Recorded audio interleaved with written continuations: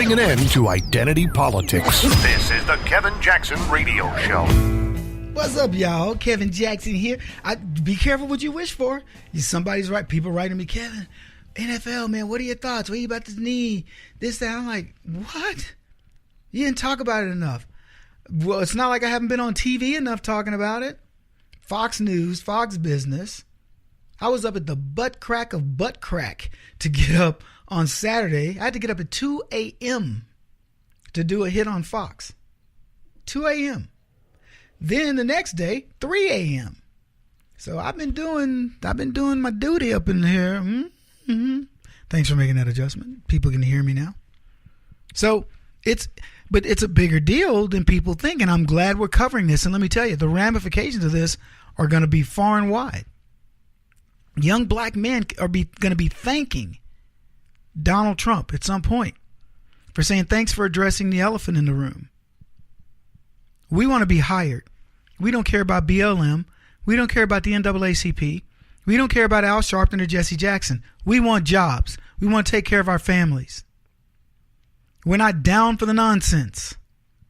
So thank you, Donald Trump. Thank you for giving us a chance to just go in and do a job where a company doesn't have to worry about its risk portfolio because of everything that's going on in the world. Columbia University. Oh, hey, black people, Michael Brown Jr. Was killed and they let the cop go, so you don't have to take your finals. Can you imagine white people hearing that? Hey, I don't know, Ted Kennedy died, white kids, you don't have to take your finals. Said nobody ever. There's nothing that's going to make white people interrupt life because life goes on. But black folks, hey, Michael Brown is special to them. Michael Brown's a thug. He is not special to me at all. Feel for his parents. Not that they were good parents, but I understand it. But don't try to give me that. This political correct nonsense and this placating the blacks doesn't help us a bit. And I know there are people, Kevin, man, let these people help us. They want to help. Yeah, right. It's easy to say that. It would make it easy on me. Holy cow, man, you guys have no idea. If I just went around complaining all the time, I could be a multimillionaire. It would be so easy. So when people go, you're a sellout, I go, let me tell you something, dude. If I was selling out, you wouldn't even know Van Jones's name. I'd be all over the TV. Yeah, man, these white folks doing this and that and the other. And man, and I'd be rhyming. I'd be Jesse Jackson rhyming on white people. I'd be filthy rich. When I say that, I'm not even joking. If I want to take the easy way out, I could be speaking for $50,000, $100,000 a pop, booking 1 to 2 deals a week, writing books, sitting on panels. I mean, people would just be putting me, Kevin, TV show, I'd be appearing all over Talk TV. Are you kidding me? Think about it. I'm cute. I got the gift of gab, as they say. I would be beating you people up. Man, these white people don't understand why we want to take a knee. I'd just go on with all my nonsense, using big words and smiling a lot. And shoot, we take over the world. But I won't do it because it's wrong. There's not enough money to make me do it. That's the truth. They could say, Kevin, you would be a billionaire. And I'd go, no, thank you. So if I wanted to make it easy on myself, I could. Anyway, Dallas Mavericks owner Mark Cuban predicted the end of the National Football League 10 years from now. I wonder if he included basketball. I wonder what Mark Cuban would say if his team had won the championship and didn't want to go see Donald Trump, because he's not a Trump fan. This article goes on, like many of those predicting the downfall of the country's most popular sports, he is probably wrong. But what's interesting isn't his prognostication, but rather his reasoning behind it. While most contemporary critics of the NFL cite safety and concussion dangers as the biggest threat to the league, Cuban believes overexposure will sink it.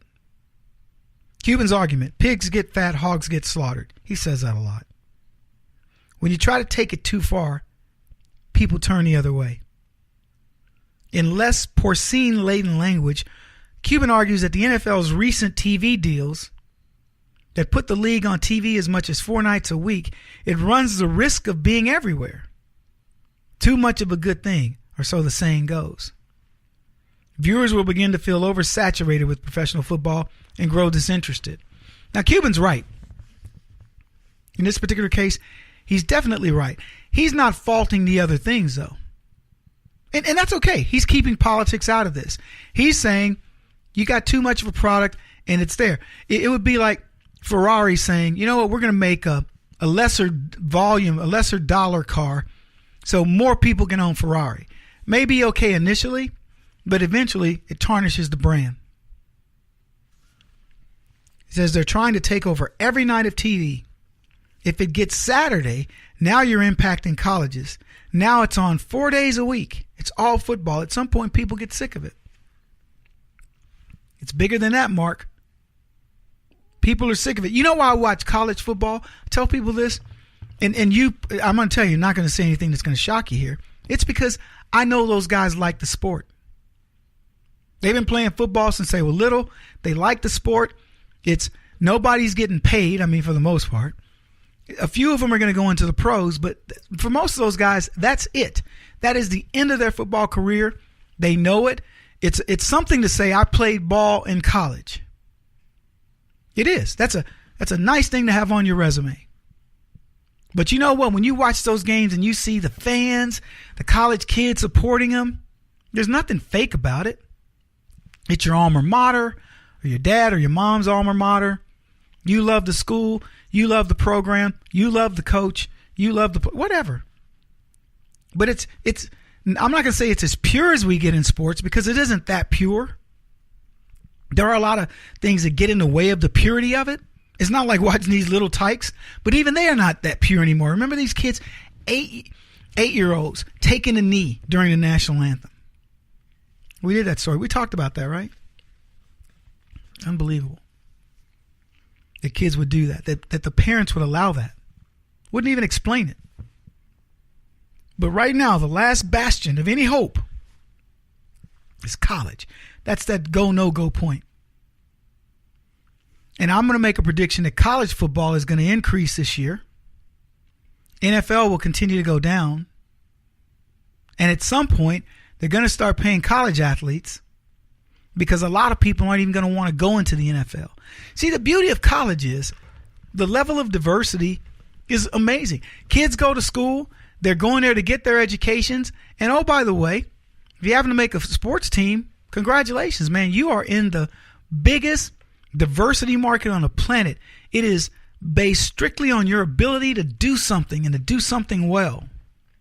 It's like the chess club or the debate team. If you're good at it, they want you on it. They don't care what you look like or whatever, man. Just come over here and show me you can debate. Except all of the numbers indicate that people can't get enough of football. I'm back to this article on Mark Cuban. See, this is where I chuckle at the left. The Atlantic is writing this article. They're saying Cuban doesn't know what he's talking about. Oh, and by the way, the numbers don't bear him out. According to Sports Illustrated, televised games did, as usual, gangbusters for the league, and viewer numbers were up across the board. Sunday's games averaged almost 19 million more viewers on CBS and more than 20 million on Fox. Monday Night Football on ESPN had its third best season ever. Even Thursday night games on NFL Network, which many people still don't get on their cable systems, average 8 million viewers, up 10% over the year prior. Now, I'm going to tell you something. Most of those numbers, completely wrong. I just gave you the numbers. CBS, NBC having to pay back their ad providers. So the Atlantic, a leftist rag, says he doesn't know what he's talking about. He's a billionaire businessman who's analyzing football numbers because he's in the sports franchise business. And some writer at the Atlantic goes, I know more, and I'll give you some stats. And there's look, if you don't understand that the NFL is in triage, you aren't paying attention. I don't know if this guy's looking at, I don't know what the actual numbers are, but I'll tell you this. CBS reported down 19.1% on Sunday. Football. So if this guy, well, they had 19 million. Yeah, but they had 19.1% more than last year they did. Last year they had more. You know what I'm saying? So which is it? Let me tell you, common sense tells you know what's happening with football. Do you have a friend that was a football fan that last year that said, I don't watch anymore because I got 3 or 4? How many does it take before it impacts football? Not very many. I don't know if his rationale is right, but he certainly got it right. The NFL is not for long if it keeps doing what it's doing. He won't stop until he's the top-rated radio talk show host in America. What kind of weird competitive freak are you? This is the Kevin Jackson Radio Show.